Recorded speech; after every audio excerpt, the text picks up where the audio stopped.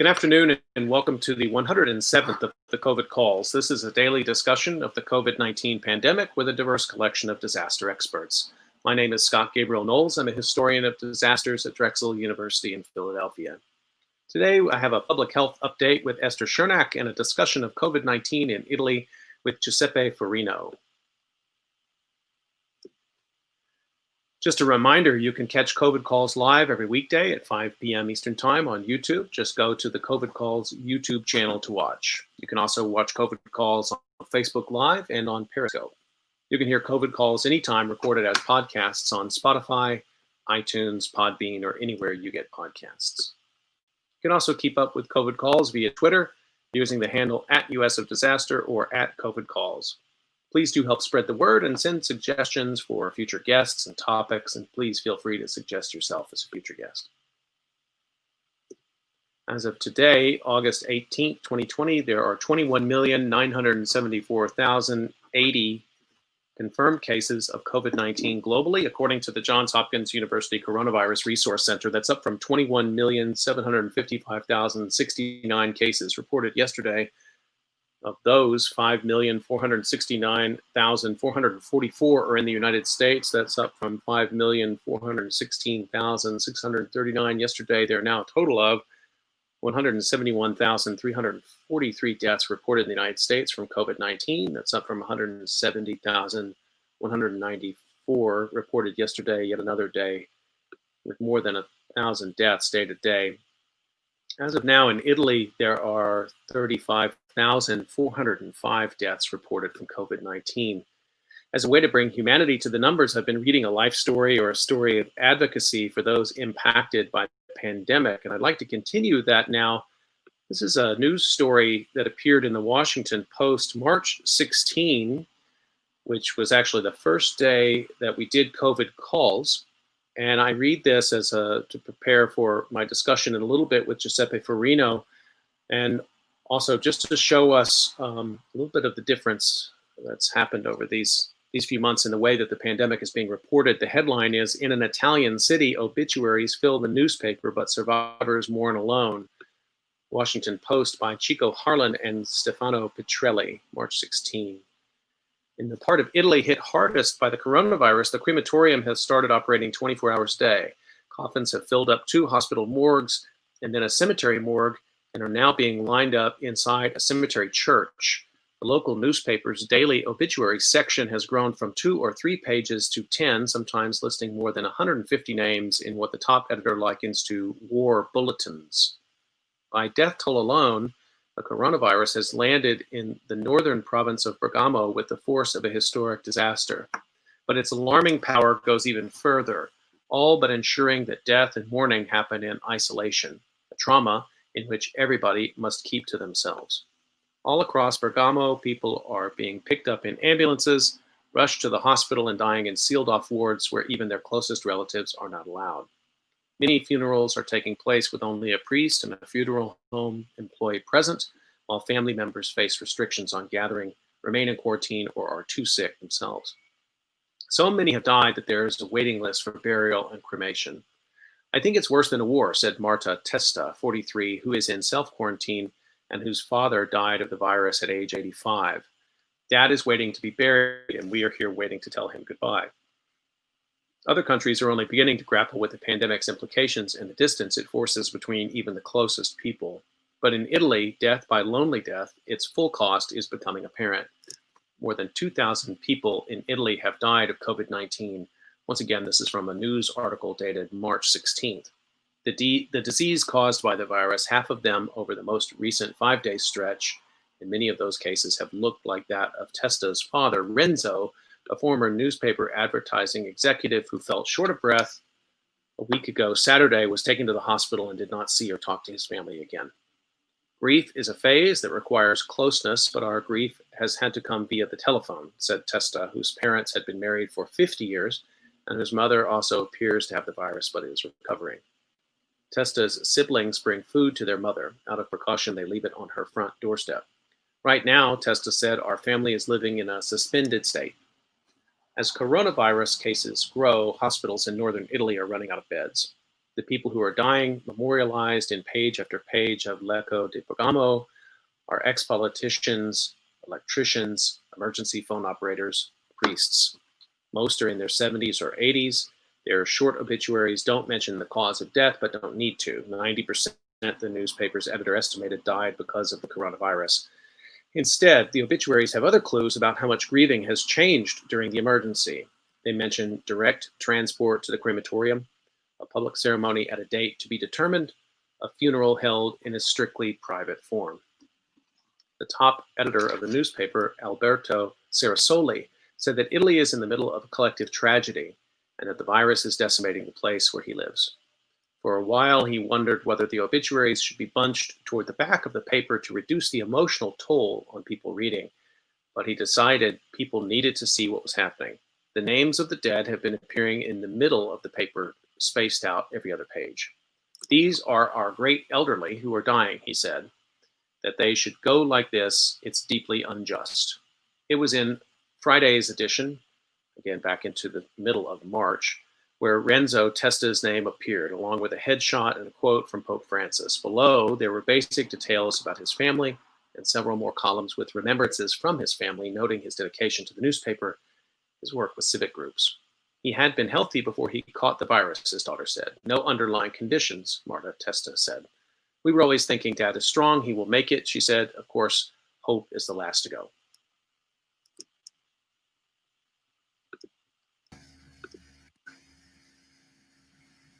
Okay, we're going to turn to our discussion for today, and I'm very excited to see repeat guest, Dr. Esther Shernak, and we have a discussion, the first part of COVID calls today about public health. Esther is a professor in the Department of Environmental Health, the Drexel University Dornsife School of Public Health, and she has a position in the Drexel University College of Medicine. She's the director of the Center for Public Health Readiness and Communication, Drexel University. Prior to joining Drexel faculty in 2010, Dr. Shernak worked at the Philadelphia Department of Public Health for over 25 years.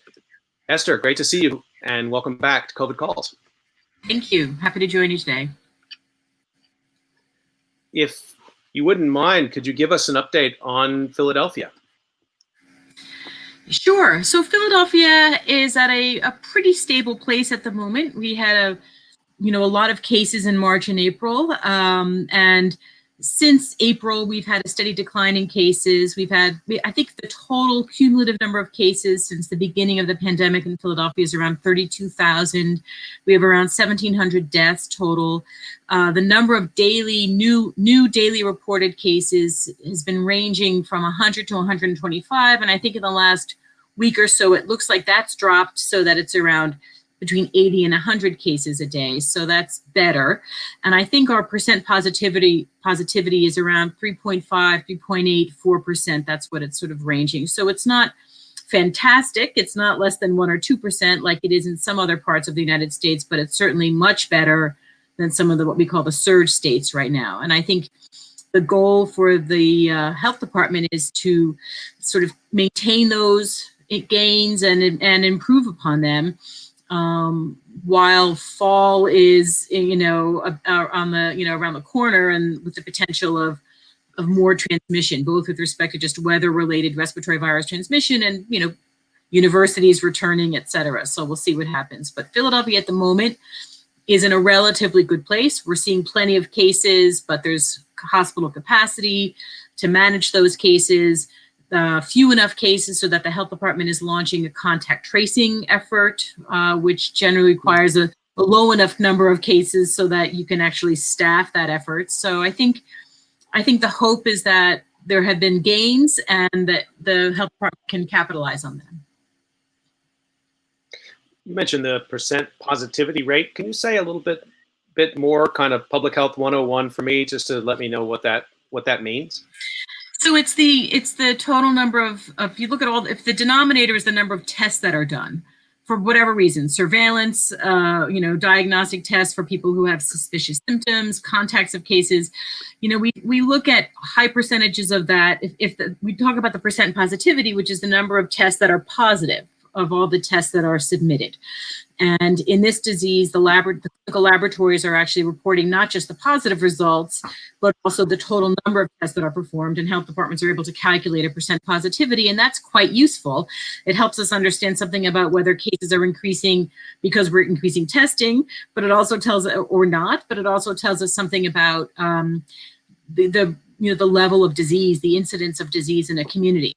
And for example, in some of the surge states, Florida, Arizona, we've seen positivity between 18 and 25 and even 30% in some really hard hit areas. And I think we believe that, numbers below 5% and even numbers below 2 and 3%, tend to correlate with much reduced incidence in the community and a safer community. Is it your sense that anybody who wants a COVID-19 test in Philadelphia today can get it? That's a good question. Access to testing has improved, but it's not, I think some of it is just the procedures. A colleague of mine actually called me last week to say she had some respiratory symptoms, wanted to visit her elderly parents who had some health issues and was concerned. And she, went to her primary, who did not know how to get a test and was not able to test, her primary care physician. And she asked me, because she knows I still work a little bit at the health department. I tried to get a test for her in some of the networks where I work. It turns out to be there were some barriers there. And what ends up happening is the city actually operates a website which connects you to 50 or more different locations where you can actually register to get a test. And she was able to do that actually within that afternoon. And incredibly, her result came back within 24 hours. So I think that in Philadelphia, you can do it, and it doesn't take that long, but it takes a bit to navigate the system to access the test. But that said, I think at the moment, we're actually okay in Philadelphia. I'm hearing in some of the tough states like Florida and Arizona, people still wait for hours to get a test and don't know where to go. And there's a real shortage of sort of these local or regional shortage of supplies and reagents that limit access to testings. But in Philadelphia, I think there's sufficient access.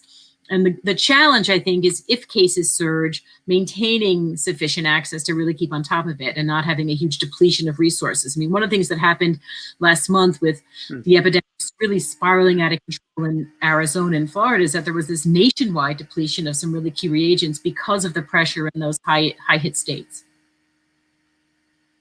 Just to follow up on that, it was remember hearing those stories, and one of the things that was reported is this wild variability in the amount of time it was taking for people to get test results back. And so from your perspective, like, what's a viable amount of time within which to receive a test result where it still matters in terms of bringing down, the overall impact of COVID-19 in the population?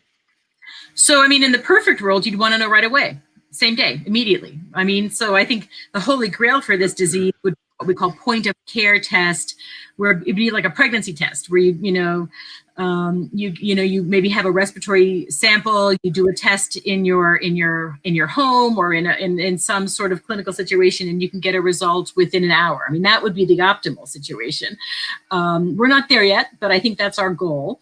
What we're using now are these, polymerase chain reaction based tests, these PCR based tests that require relatively sophisticated laboratories, and specimens are sent to those labs. And I think, ideally you should get the results in 24 hours, maybe 48. Beyond that, you're talking about a disease with an incubation period of, what can be 14 days, but what is usually more like 4 days, maybe 5. And so unless you're really getting the result back in a couple of days, you're not going to be able to, use much time to identify contacts and prevent infection in those contacts if it's taking you as long as the incubation period that is typical just to get the results back. So, I think the goal is to get results back within a day or two. And, the holy grail, as I said, would be same day. Why not? I mean, that would be optimal. It's amazing to me how much information we're continuing to ask the public to bring in and then evaluate what's valuable or not. So, I mean, if you see something reported in a state that says, oh, well, we can get tests anywhere you want to test in Arizona, it's fine. But without that second piece of information that you've just said, maybe that's not not so valuable to say, yeah, you can get a test, but if it takes 10 days to get it back, that's not going to have any impact on the overall situation. That It doesn't help. thinking, yeah, go ahead. No, I was just saying it doesn't help from a public health perspective. Many people have said, you know, to incentivize labs to turn it around quickly, they shouldn't be paid. If the more than 72 hours, don't pay them. I mean, I'm not sure that that has happened yet, but people have talked about using that kind of turnaround time as a justification or not pay. I mean, I think you need rapid turnaround times for sure. And for some reason, LabCorp, which is one of the larger clinical labs, maybe they've had an infusion of resources or they've ramped up their capacity considerably because they've really turned things around very fast. But the lion's share of the diagnostic testing in this country is done by these large national commercial labs, and there's a real variability in test results in terms of turnaround time. I wanted to ask you if you could separate the signal from the noise for me a little bit and some of the reporting that's gone on in the last couple of days. And the context here is we're entering election season. The Democratic National Convention started last night, and there was reporting a couple of days ago that two highly ranked officials, the chief of staff and the deputy chief of staff of the Centers for Disease Control, the Federal Centers for Disease Control and Prevention, left this week, Kyle McGowan and Amanda Campbell, after 2 years on the job. And I don't have any reference point to make sense of how much something like this matters. I mean, I guess if I'd heard that Dr. Fauci was walking away, I would know that was obviously important. But I'm not used to seeing these kinds of officials, their comings and goings reported on. To me, I guess at a sort of basic level, I feel like that's bad. Like they shouldn't be leaving in the middle of this situation. Can you help us understand a little bit what we should think about this? Yeah, I mean, I saw the article that you shared with me, and I don't work at CDC, and I did not know those people, but the article implied that they were political appointees to administrative positions at CDC. They'd only been there a couple of years. They weren't, epidemiologists, physicians who've been working in public health for 30 and 40 years and driving the response. They were really political appointees. And in fact, I think the article you shared even indicated that the fact that there were political appointees in these administrative chief of staff roles was relatively new for this administration. It's not typical for CDC to have that. CDC is really a science-based organization filled with longstanding federal civil servants who are devoted to the work of public health. So when I saw that, I certainly didn't think that that was a huge blow to CDC's capacity in any way. Maybe they're political appointees who see the writing on the wall that maybe the administration is about to change and they're probably not going to have jobs a lot longer. It didn't strike me as a major loss for CDC in the way that,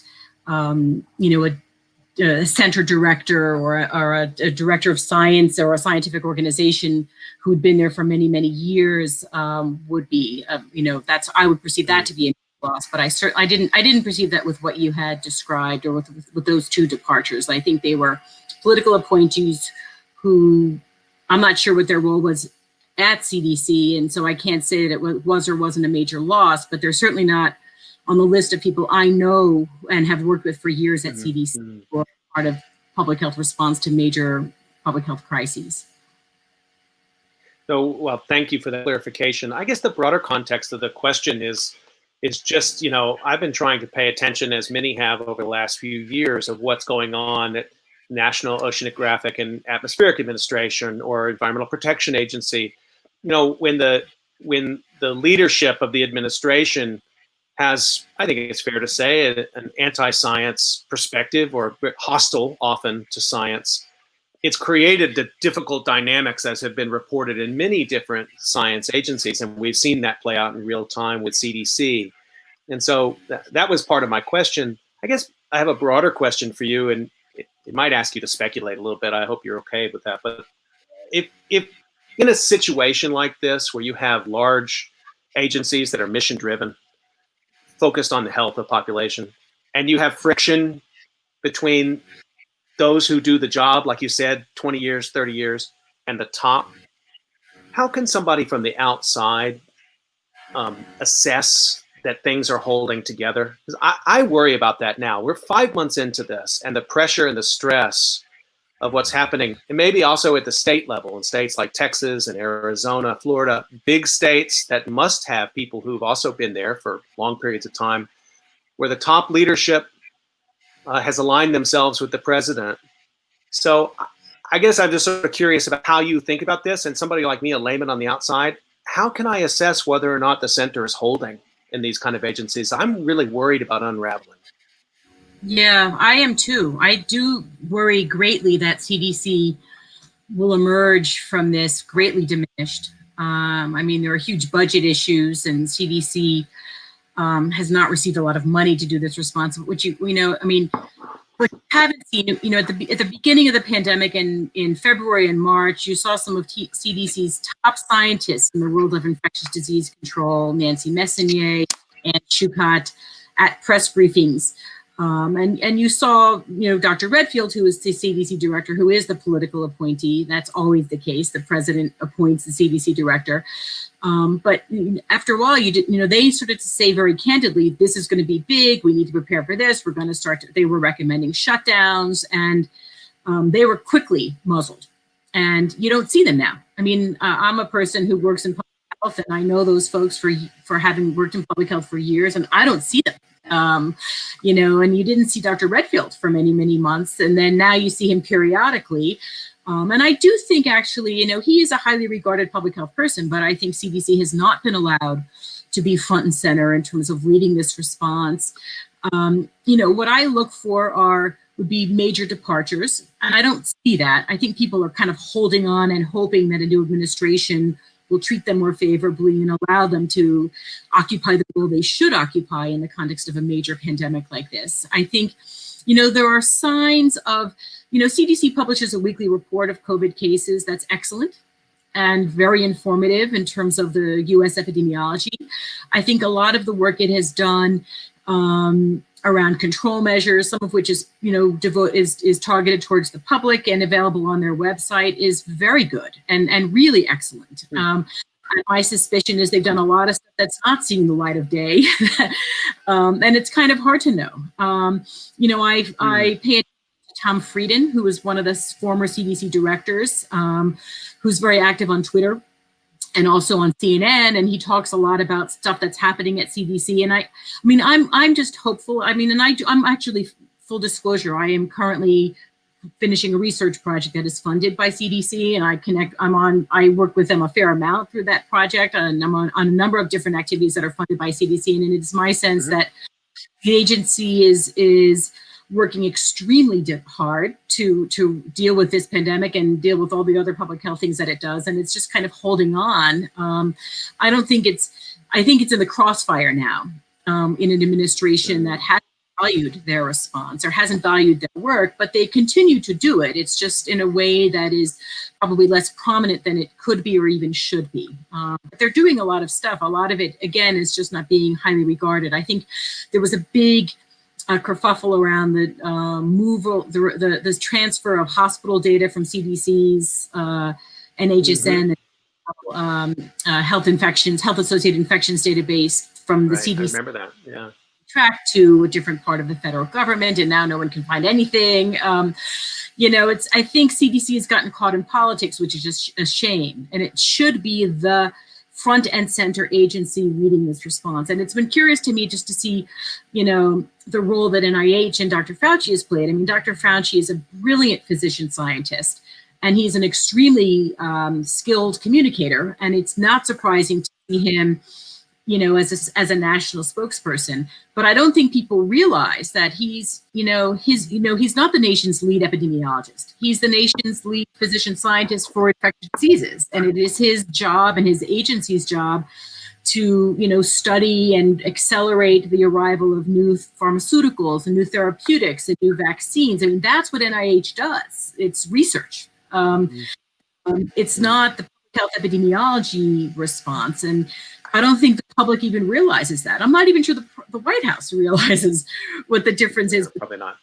I have enormous respect for Dr. Fauci. I'm an ID doc from way back, and he's always the keynote speaker at our professional meetings, and his command of the science is extraordinary. His vision for the future is extraordinary. You want to see him in the job he's in, and it's not surprising to me that we are really in a great place when it comes to potentially approving new vaccines and all that. I mean, that's his shop. That's what he does. But I don't think people realize that, the NIH's role is not to lead the outbreak response. That's CDC's role. And I don't think people even realize that, given the way the agency's been so sort of suppressed and diminished. But that said, I think people are there. I think they're working. I think they're tracking cases. I think they're doing what they do. I think a lot of that work is just not seeing the light of day. Thank you for giving us that overview. And I want to remind people you're listening to COVIDCalls. I'm talking right now with Esther Shernak, getting a public health update on COVID-19. And I want to get one more question in for you, Esther, and it's related to the schools. We won't have time to do this topic. It's full justice, but I was just reading today, University of North Carolina, 20,000 student population. Of that, basically a quarter returned to campus, and within a week, 177 COVID-19 cases in 4 cluster events, and so they've closed. Can you make sense of this for us? Just again, like, what should we be paying attention to in a story like that? I mean, it looked bad, but then the chancellor of the UNC system said, hey, I was committed to trying, and we tried it. There was this almost a sort of a can-do sense, but there's also been an enormous amount of anxiety from parents, students, and faculty about whether or not something was predictable, obvious. Why did you need to do it? There's so much to work with here. But I guess I want to sort of get a beginning of a sense of what you think about this case.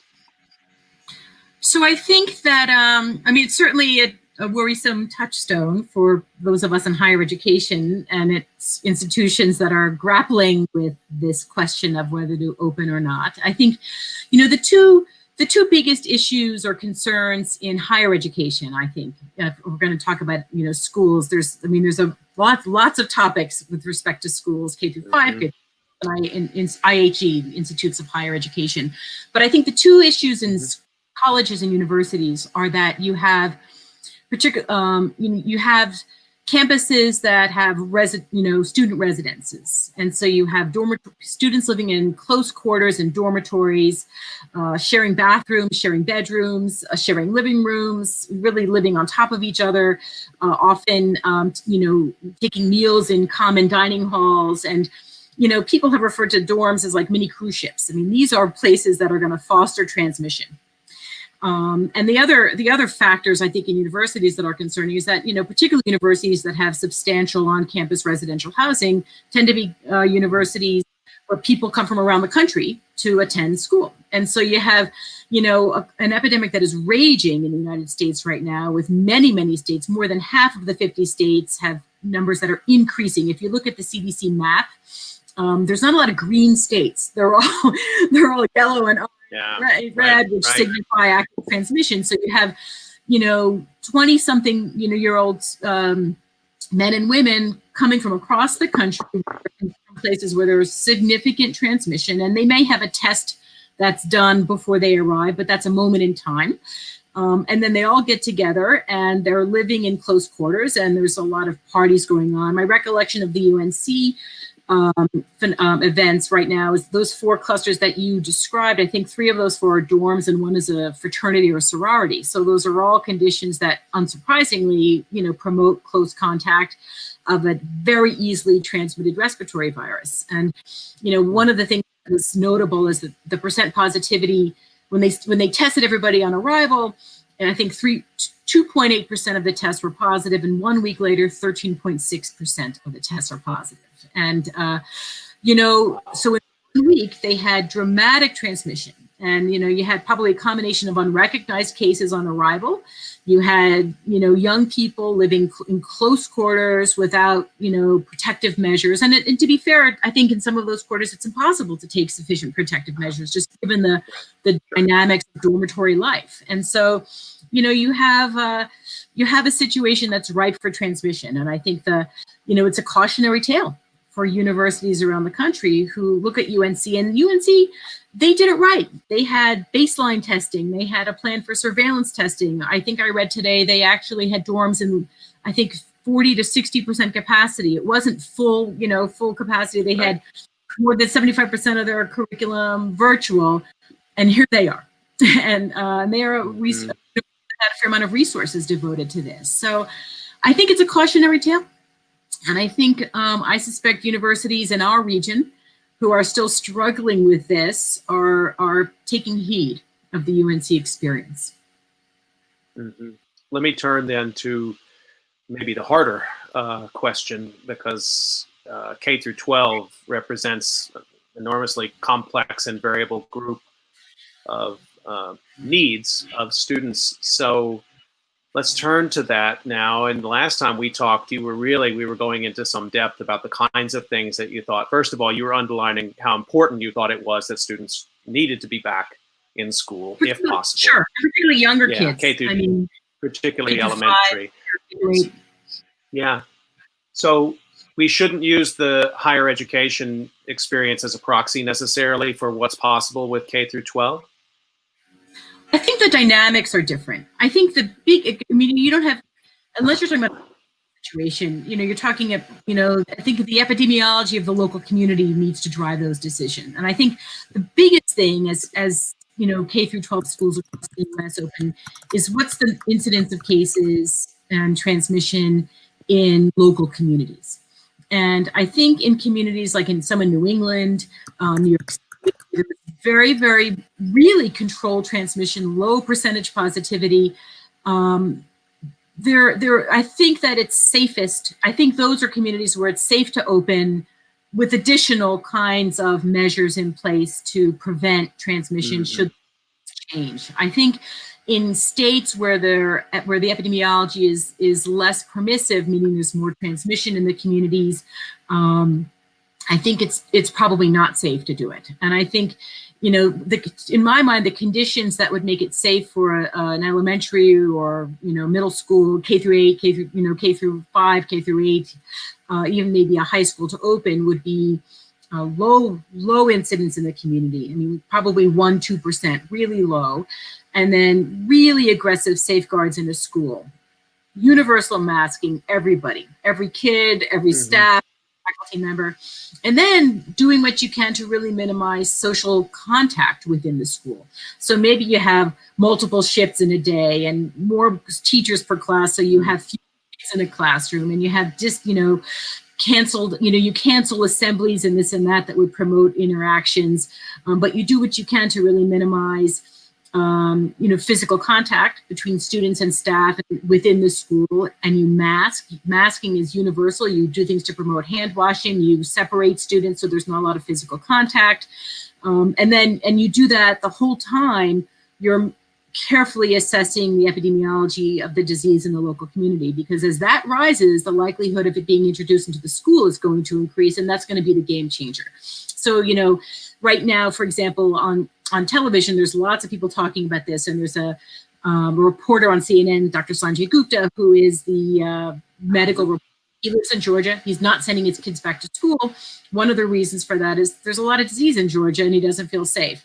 There's another reporter another commentator who's, I think, the head of the School of Public Health Brown, Dr. Jha, who lives in Massachusetts. He's sending his kids to school, and what he says is it's because our disease numbers are really, our case counts are low in this state, and the schools are also taking additional precautions, to identify cases should they occur in the community, and to prevent transmission within the school should a case or two slip through. So you need all of the factors. You need big investments in the school, but you also need low case numbers in the surrounding community. And there's a lot of, successful schools that have opened across Europe and in parts of, and well, maybe your next guest can share some of this with us, but, parts of some of the Scandinavian countries have done this. Germany has done this. There's places that have done it well. And it's in the context of low transmission in the community, and then real efforts to minimize physical contact in the school with students and staff, and students and faculty. In my mind, I think I said this on your last show, it would have been a great excuse to finally give schools the resources they need for teaching, and really improve staff-teacher ratios, student-teacher ratios, and build really an infrastructure that post-pandemic would be a great infusion of cash and resources into public education. we're not there yet in this country, it seems to me. We're not there yet. I guess my last sort of thought, just to hitch on to that, there's another factor here which has been in play from the beginning, which is just stress. And nothing gets a community more agitated in excited ways and hopeful ways, but also in concerned ways, than the shared health of what goes on in their schools. And this is not just a small town or rural thing. This is in big cities too. And so I'm just trying again to be attentive to the kind of pressures and stresses that we're putting on everybody, from principals and teachers and school nurses to local public health officials, who are going to, in many cases, have to make the same kind of very tough call that they made back in March and April, which is, look, we're going to disrupt learning in the middle of the school year. Those are hard messages to deliver. I mean, you have a lot of experiences in public health and as a science communicator. How can they prepare for those difficult discussions? What kind of things can just thinking in terms of how to bring the stress down as we're going through this period of time, how the science communicators can, even though it's a tough call, how to make it slightly better so people's stress level is not through the roof. Because I'm privy to emails and conversations all the time, as are you. People are just really stressed to the max.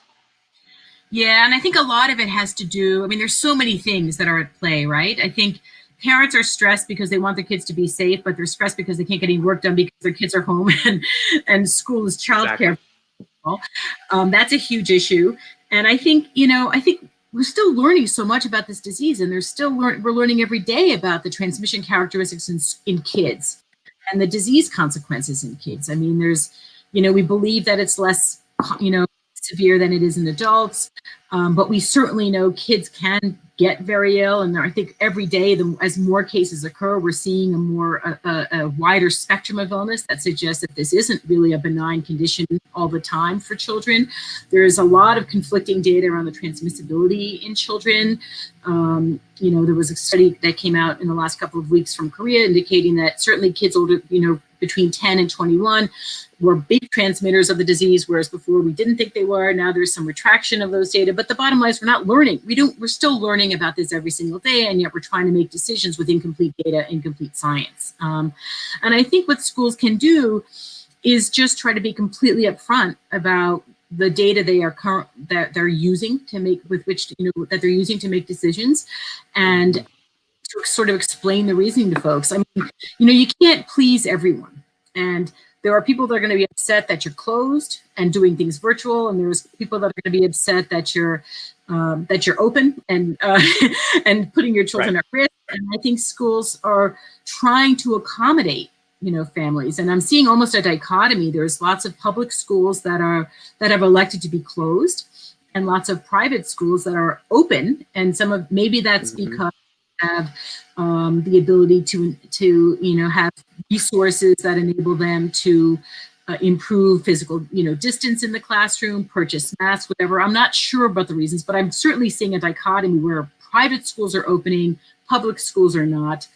And I think there's just a lot of confusion, like what are the principles upon which we should or shouldn't open schools? And I think, the heavy pressure from the federal government, open, is contributing to some of that confusion, because it's not allowing people to sort of understand, what are the conditions under which opening a school is safe? What do we need to do? There is no playbook yet. In Los Angeles, I read, and I'm not sure how they're paying for this, they're going to be testing kids and teachers in public schools in Los Angeles on some sort of surveillance basis. That's ideal. You would do surveillance testing. And I think, CDC has not recommended surveillance testing for colleges, even though I think most colleges have decided you need to do it because we have too much asymptomatic not to. But we still don't have a playbook that we're all using that's consistent. And I think that contributes to confusion, and I think fear and anger. Well, I'm going to have to ask you to come back, as I have many times, maybe in about a month, and we're going to have so much more to discuss even then, because all the universities will have gone through whatever they're going to go through, and schools across the country are going to go through it too. Esther Shernak, always learn so much when we talk. Thanks a lot for making time to come on COVID Calls today. Happy to have joined. Okay, I'm going to turn to my second guest, and Giuseppe Farino. Happy to have him on today. Hi, Giuseppe. Let me introduce you. Giuseppe is Senior Research Associate at the School of Environmental Sciences at the University of East Anglia in the UK.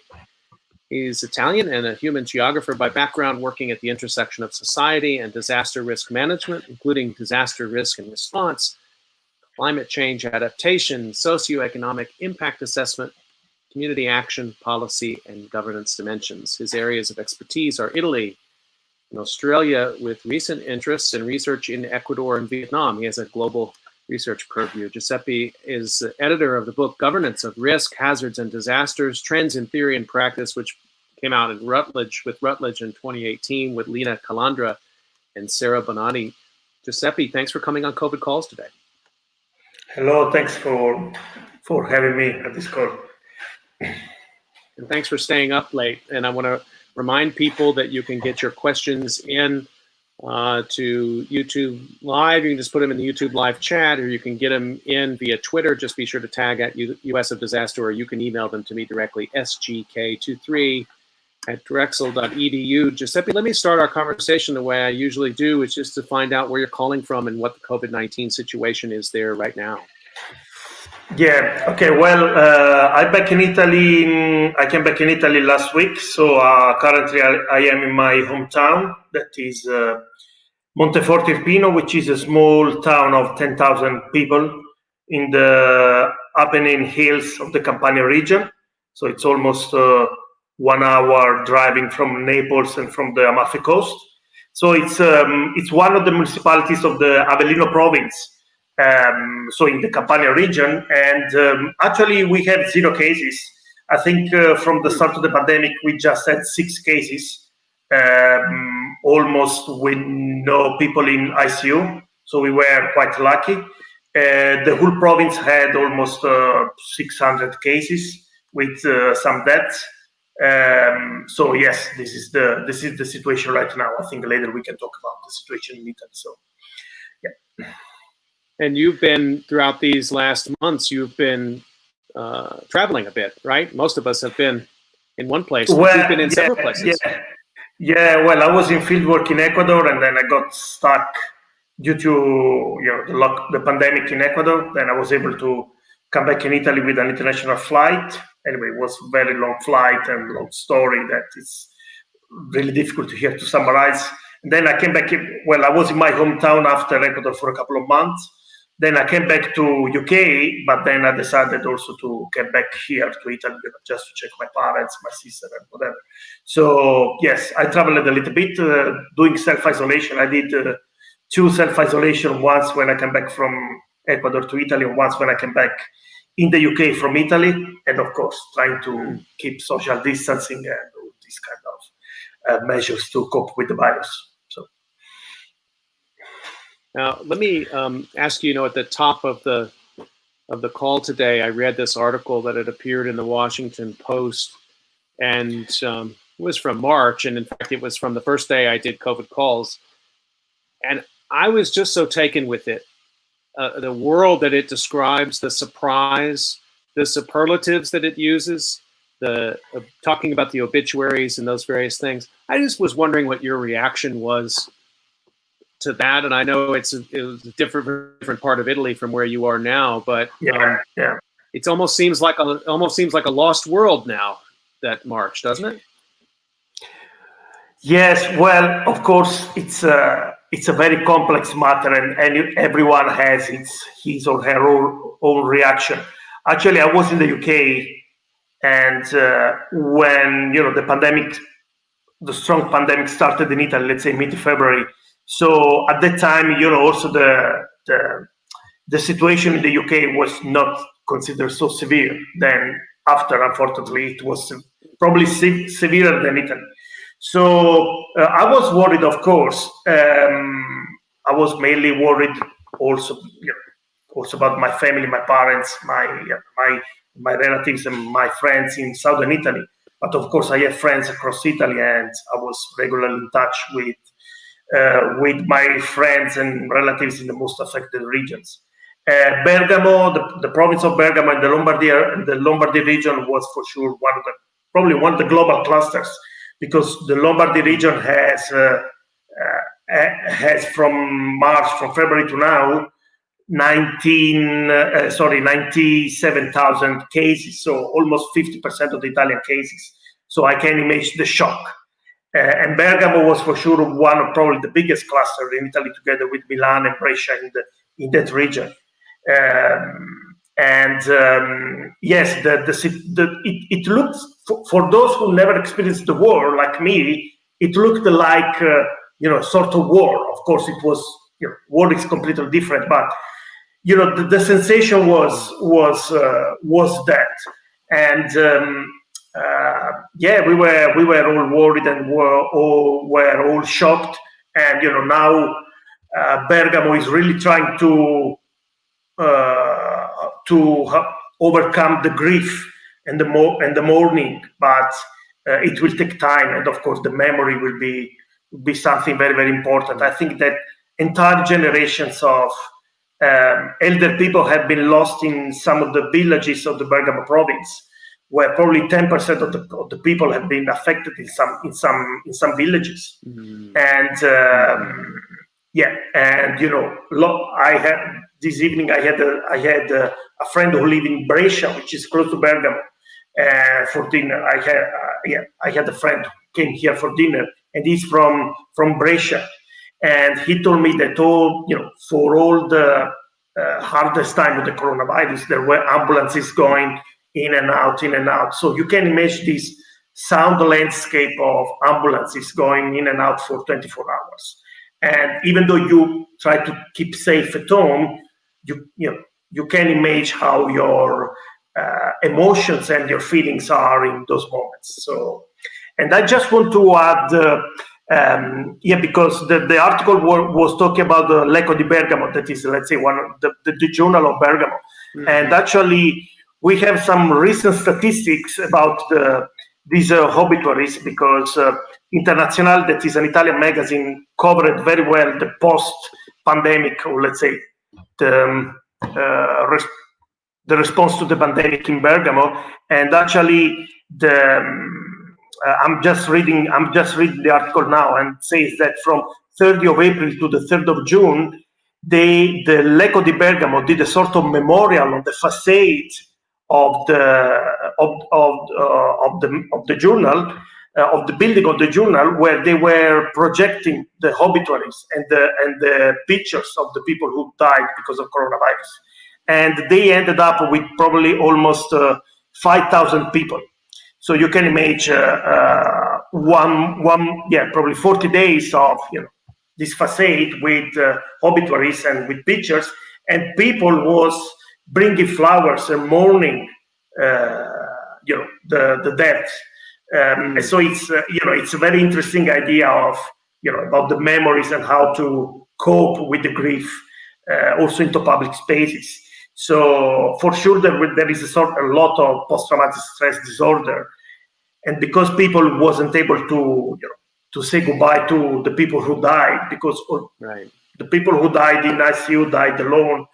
So there has never been time to elaborate the grief. So I think that we will need a lot of time, and the same is for health services workers, that of course they worked under stress for months, and they experienced a lot of pressure.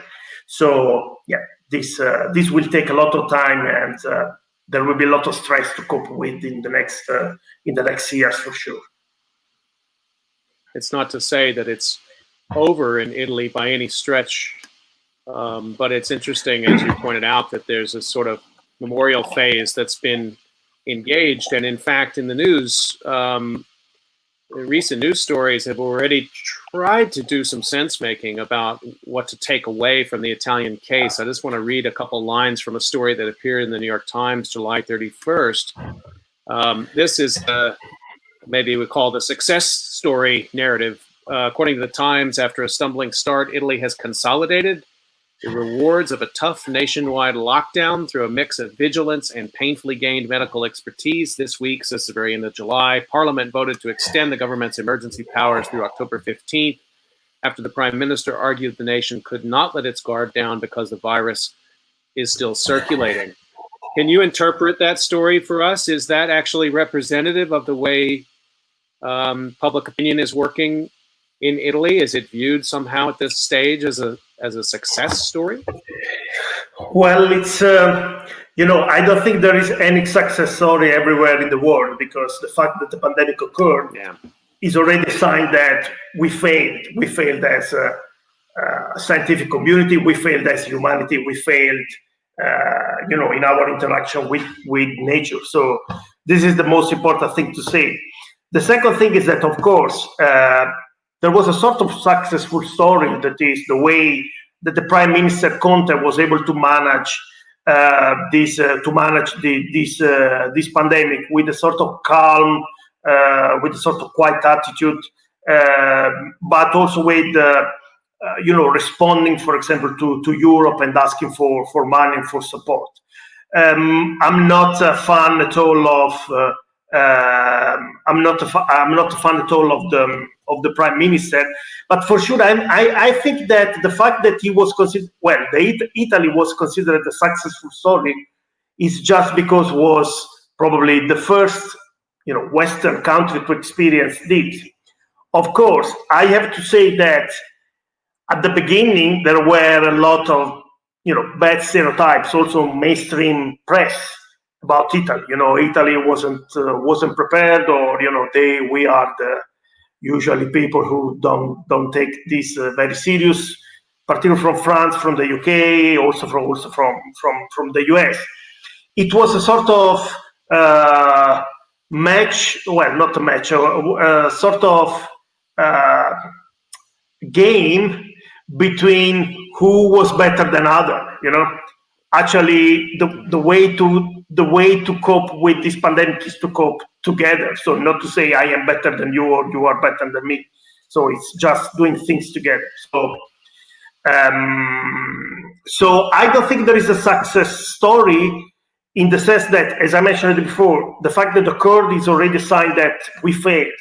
The Guardian was able to find that Italy didn't have a pandemic plan, but probably very few countries have had a pandemic plan that was updated. So this for sure is a failure. However, there are a lot of other failures, and I have a long list, but for sure the health system, which is still very good, because it's really a public health system. Was performing relatively well, but just because of the healthcare workers that worked extra hours without complaining and doing their job in the most effective way, with scarce limited resources. Because what we have to say is that since 20 years, the health system is going through a cut of funds for hospital, for equipment. So a lot of people was complaining that they didn't have masks and gloves. And there were thousands of healthcare workers that got infected, and hundreds of them died. So this is not a success story, because when you cannot protect those who are supposed to protect you, this means that you are not doing well. The other problem in terms of protection is that the Italian government did not think at all about the most vulnerable people. We had poor, we had families with abuse, particularly women. We have people with disabilities and their families. We have temporary workers, people with no jobs, people with temporary jobs, people with no formal jobs. All these people never had any form of protection. So, for example, PUCs, there has been a lot of solidarity networks, local associations, local associations and informal networks. However, there has not been a plan for bringing food to poor people, to homeless. So all these discourses have been completely neglected within the mainstream press, but also within our Italian press. So this must be considered as a failure, because if we are not able to protect the most vulnerable people, a lot of people with disability that are at home, for example, they cannot receive nurses at home because, of course, they could not go to visit them because of the pandemic, because they were forced to stay at home. So the families were in trouble and in difficulties. So we must consider all these issues when we talk about the pandemic, not just, well, how can I say, the health system performance is crucial. However, there are a lot of other issues that should be considered. And for me, there is also a problem of communication. For example, the government has not been able to communicate with, to establish a sort of targeted strategy for different people. Teenagers that were forced to stay at home and to do, this sort of smart, social remote learning that for them was new. Well, was new for all the school and university environment, but a lot of people weren't able to access to internet, for example, to the computer, to the lesson. So there was no communication strategy for this. There was no communication strategy for example, for children, for people with visual and hearing impairment, with people with disability, with migrants who don't speak Italian, and we have a lot of people from particularly from Africa, but also from the Middle East that do not speak Italian. These are all issues that should be considered. But probably for me, the biggest failure is something that is absolutely neglected, particularly international press, because it's mainly a national issue that you don't know unless you are not Italian. It is the fact that the pandemic was managed very badly, particularly in some region in the North Italy, because they did shut down the main industries, the large industries that are mainly in the northern Italy. Why? Because not just political elite, but also financial elite and Confindustria, that is the Italian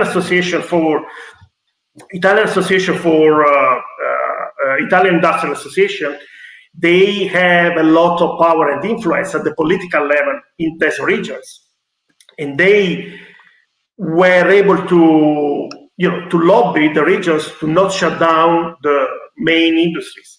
And so now, I don't know exactly the percentage, but workplaces, together with families and together with all the residential homes, have been probably the places where you had the most of the cases and most of the transmission. The last is the management of the elder residential homes that were clusters of cases, because of course they are old people, probably they are underfunded, they are private, so they try to maximize the income without providing support to the people. So there was no control of this from the government, and this has been really a tragedy, because in some homes, probably 50-60% of the people got infected, and also the nurses. So how can we really talk about the success of this story if there are all these issues that didn't work? So yeah, those are just some of them. So. Well, thank you for that. I want to remind everybody that you're listening to COVID Calls and talking now with Giuseppe Farino, and just what an important, sketching out that spectrum and showing again how we're failed by looking at these kind of dashboards where we can say, oh, well, it's better or worse than it was. But the need, as you've described, to go into these quite specific sectors in the population, many of which, as you've laid out, reflect underlying tensions in society of long standing. And with that in mind, I wanted to just sort of follow up on one part of what you said, a lot in there, but one of which is this issue of inequalities in society that were already apparent. Migrant workers, for example, or people living on fixed incomes or in rural areas. has that led? Can you already see any kind of political formation around that? I mean, was that disturbing enough to people, maybe even people living in other parts of the country, that has now moved up in terms of broader national political discussion? Well, it's a very complicated story because politics in Italy is very complicated. So, for example, during the summer, what is very curious about Italy is that we always needed to find a scapegoat, someone to blame for this, for the spread of the virus.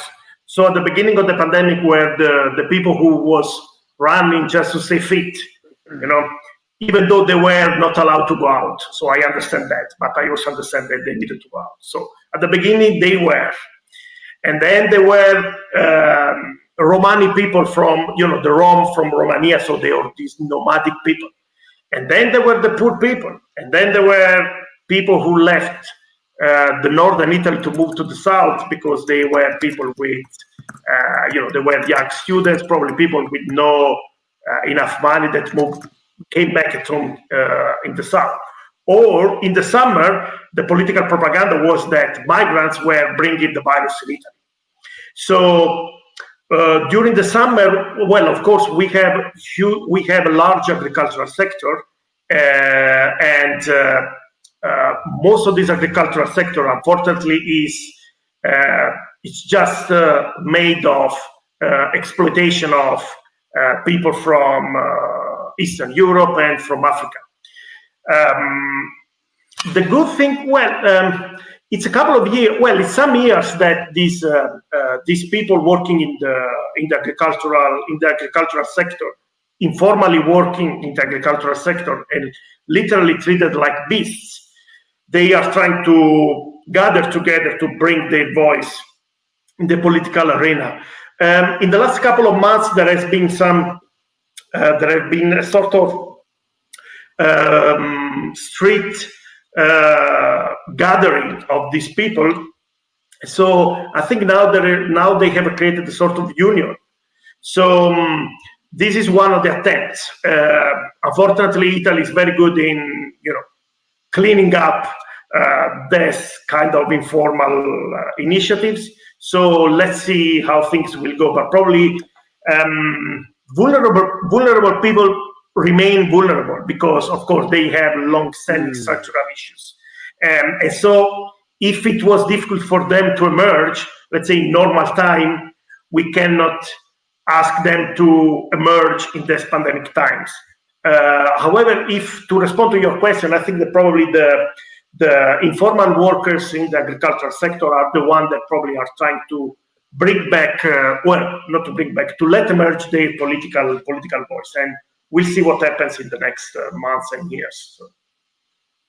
It's always, you said, Italian politics is complicated and even further complicated by the continental politics that have been going on. And I've talked with people on COVIDCalls from France and Sweden and the UK and Italy and other parts of the continent.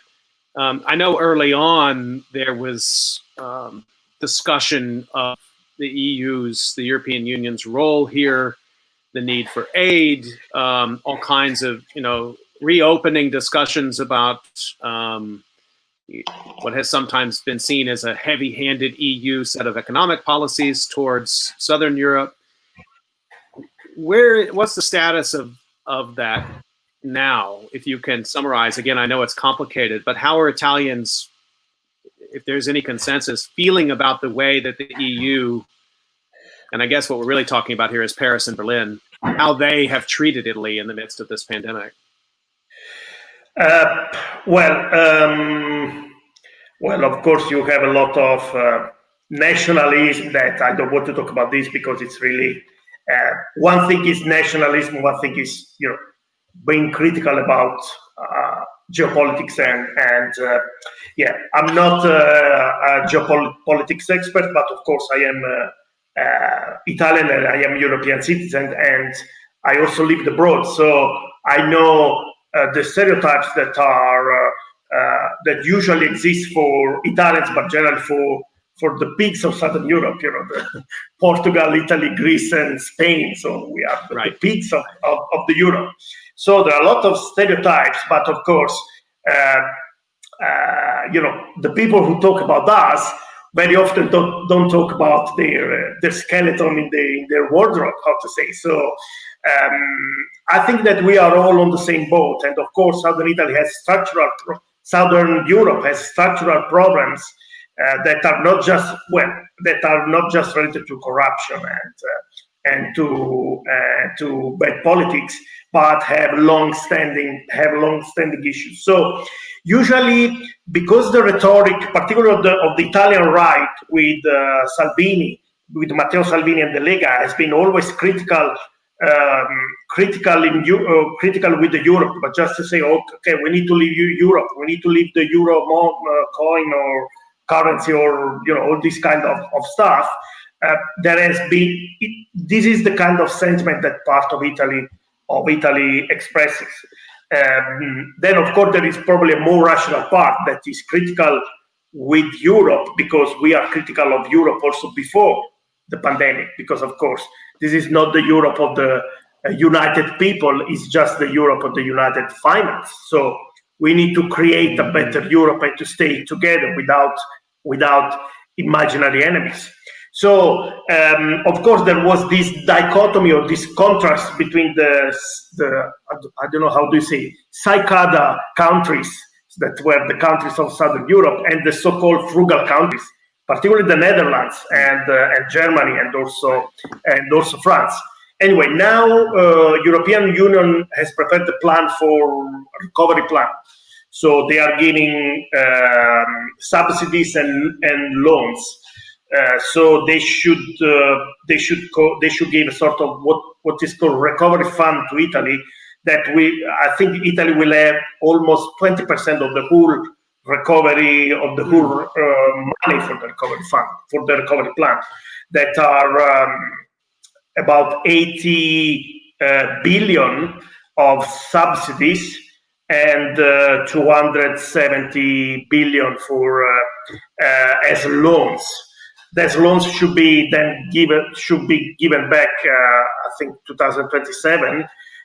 Of course, Italy need to prepare a plan for having this money and to promise some reforms in the health sector, job sector, or whatever.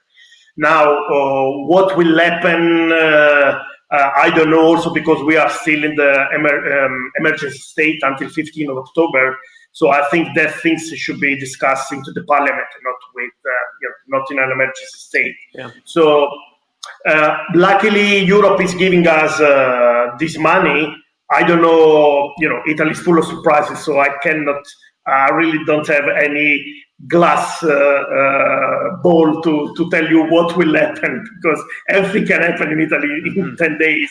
So. Yes, but we should have this money, and we should propose a plan to let them understand how to use this money. So, and the sentiment, I don't know. Of course, the fact that one thing is the subsidy, and one thing is the loan, because then you have to give back the loan, and of course, it can be considered sort of slavery to the European Union. Because also Greece had the same, had this more or less the same pattern. So it's not. So the sentiment is always a little bit divided. There is people who really thank Europe, people who really criticize Europe, but probably the good position is in the middle. So okay, we want a better Europe, but we need to remain critical.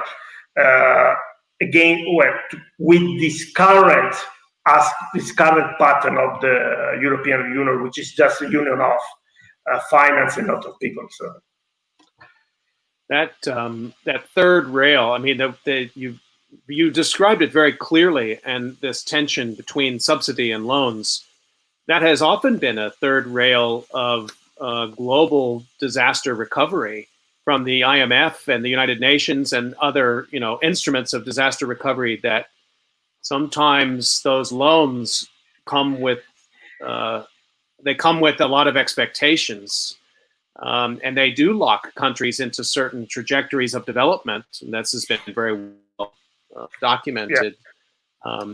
That can lead to a sort of period of time in the recovery that actually builds bad feelings, and actually it doesn't. The recovery is not complete, but it creates cascading governmental problems down the line, right?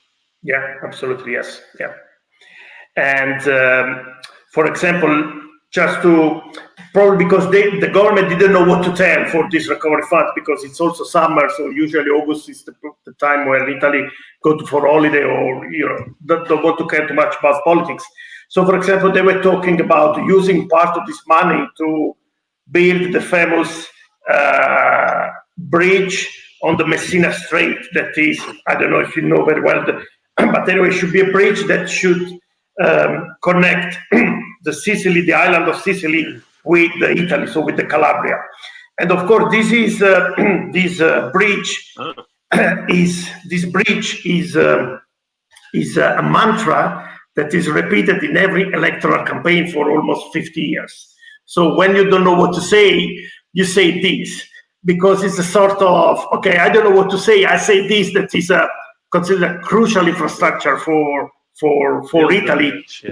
Yeah, even though it's not a crucial infrastructure, because Sicily doesn't have still a good railway system. So how can you have a bridge for connecting streets and railway if the Sicily system is not good? But also it's above all is a very seismic region. So there will be a lot of problems, and it's a very interesting question also for disaster risk reduction. So of course, probably they were trying. I don't know if they were trying to diverge the discourse about the things, but when you talk about the bridge on Sicily Strait in Italy, this means, well, usually this means that politicians don't know what to say. This is the reality. So what will happen with the recovery fund? We don't know. Probably, actually, I don't know for sure. We'll be discussing in the next months. So. Let me, Giuseppe, let me remind everybody you're listening to COVID Calls. I'm talking to Giuseppe Farino about COVID-19 situation in Italy, but I want to broaden the discussion a little bit. And this is kind of like, this is going to be a super nerd question for disaster researchers, but a lot of them listen. And so, you're a very unique scholar in that you have expertise in, again, Latin America, Southeast Asia, United States, continental Europe. And not only that, you're the only person I've talked to in the last couple of months who's actually been in multiple continents in this period of time. I've been having this discussion with my colleague, Kim Fortune, who's an anthropologist at UC Irvine, about the tension from a research perspective right now of how much attention we should be paying to national stories, like United States, UK, Italy, versus the transnational story, and trying to understand this pandemic.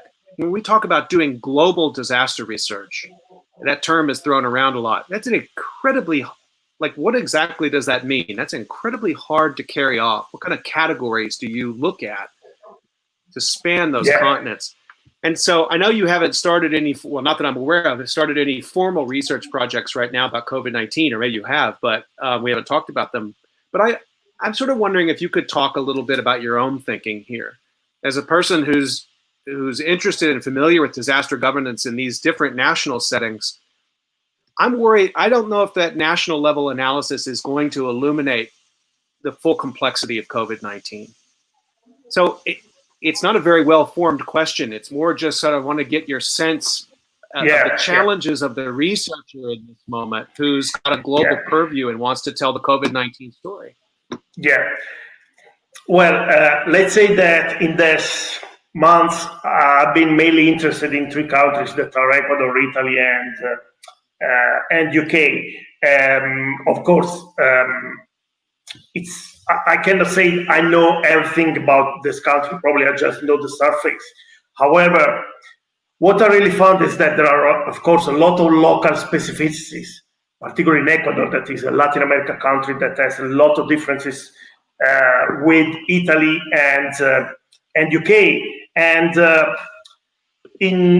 even though, of course, it's a tragedy, because it's a global tragedy where we all are inside, I think that from a political point of view, how the politics at multi-level and multi-scale politics uses the pandemic for political propaganda, for nationalism or rhetoric, or just for their own purpose, is really fascinating. So don't misjudge me. I know the fascinating is not the right term, but I'm just saying within this tragedy, I think that investigating the language of politics and how politics uses the pandemic was very, very interesting from a disaster research. Also because it has a lot of consequences on vulnerability and on disaster risk reduction. So are not just empty words, but they are absolutely crucial to understand what happens in terms of disaster risk reduction in the country and what happens to the most vulnerable people. Of course, there are general trends that are exactly the use of the pandemic in a political way, and not political way in the sense of discussing among people, or the good political way, but the bad political way, so the political propaganda. So I think this is one of the patterns. And the second one is that the most vulnerable are always the one who suffer more. So as you say, there should be a transnational understanding of the global pandemic, but we will need years. We will need years because we still don't know what happens for example, in some countries in Africa. We also don't know if the numbers are real everywhere. Probably they are not real. For example, I think in Italy, probably in March, April, May, the numbers were a little bit underestimated. There were some numbers more. We don't know if the numbers in China are real. We don't know if the US numbers are real or there are problems in counting. And the same with Latin America. So the understanding should be transnational. However, I still think that we need to understand what happens in each country because we don't know yet. And so I think we will need time because we will have a clear understanding just when everything will finish. So right now, unfortunately, we are still in the middle of the pandemic. So probably our minds are not very lucid, how to say. So, for example, I see a lot of publications about COVID-19. I'm very happy about this. And of course, there is, this dialogue that is going on. However, I'm not sure if it's, I think we still need time to clearly understand what is going on. Probably we will need years to have some clearer ideas. But yes, the analysis should be transnational, and there are patterns that are, of course, we always know the most affected are the most vulnerable, and also how there is the capitalist use of this pandemic by profiteers, political elites, financial elites. Those are the main patterns, but yeah, we'll need time to understand better. I mean, even in your answer there, I thought you've given three very important modes of learning that it seems like scholars are going to need to pick up right away in this transnational mode. One is the way that sort of language of the pandemic has been weaponized politically in everywhere around the world, but in these quite unique, importantly local and contextual settings. Yeah, absolutely. Yes. That seems really important. Also, the difficulty of national and subnational accounting.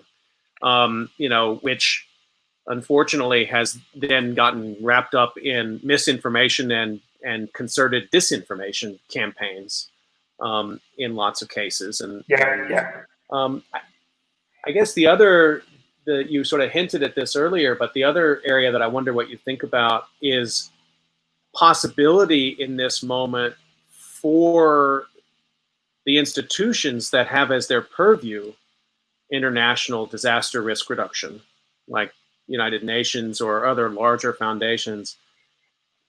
What are you expecting out of those institutions to the extent that you think about them? Do you think this is going to revise the way, is this going to breathe new life into some of these discussions of international disaster risk reduction, or do you think not?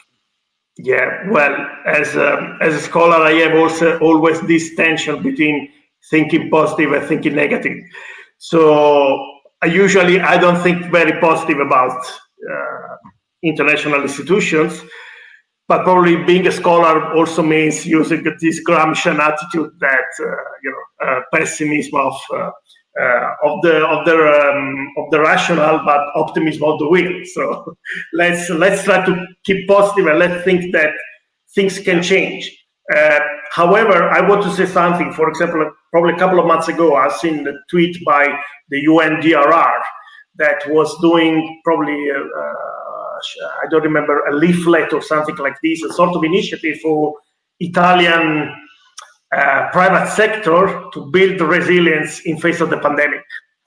And they, in this tweet, it was written that this leaflet or this initiative was in, I don't want to say collaboration, probably there was a small partnership by the Italian Confindustria. So I was thinking, okay, so the Italian Confindustria did pressure not to shut down the main industries and the private sector in Italy. So it supported the spread of the infection rather than building resilience of the private sector. So, it's always difficult to have a clear understanding of what is happening in the country and which are your partners when you are trying to do something for a country. So, as I mentioned, I hope that international organizations can do something. However, I also think that we need to start to, I don't want to say to get rid of these international organizations, but also to reimagine a new way of living on the earth without these organizations, and probably try to do disaster risk reduction in a different way without them telling us what to do. Of course, at this current stage, the global democracy, they are still important, but I really hope we can do, I think that we are better than this. So, but yes, they are important, so let's hope that they will change their minds. So. Giuseppe Farino, we need more researchers like you who can look at the local and all have this global purview. Thank you so much for making time to come on COVID calls today. And I hope it's all right if I come back to you in a couple of months. We'll be wanting to check in and see how things are going with your research and how things are going in Italy there. I want to remind everybody you've been listening to COVID Calls, and you can catch COVID Calls every weekday, 5 p.m. Eastern Time. And tomorrow we'll be having a discussion with Dana Green and some of her collaborators in the Converge project about COVID-19 and stresses on the family. So be sure to join us for that, 5 o'clock tomorrow Eastern Time. Giuseppe, stay healthy. We'll hope to see you soon. Thank you very much. Have a good afternoon. Take care.